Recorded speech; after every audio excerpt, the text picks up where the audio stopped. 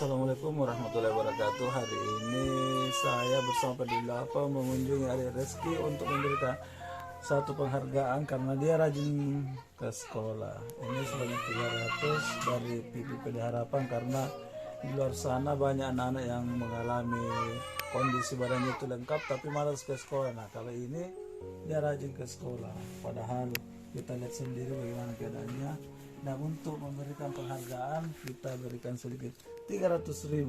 Ini rezeki. Semoga ini bisa menjadi motivasi untuk dia dan orang-orang di luar sana untuk rajin mengejar cita-citanya. Terus kita akan bertanya-tanya sedikit kepada bapaknya. Ini bapaknya Rizky. Bagaimana ini Rizky di sekolah? Bagaimana di sekolah ini, Pak? Kalau Rizky di sekolah ini banyak temannya.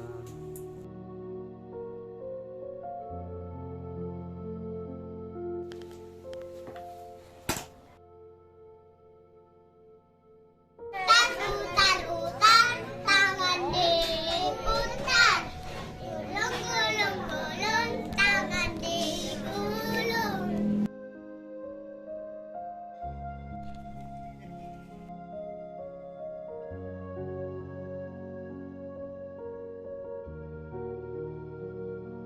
Udah kasih apa?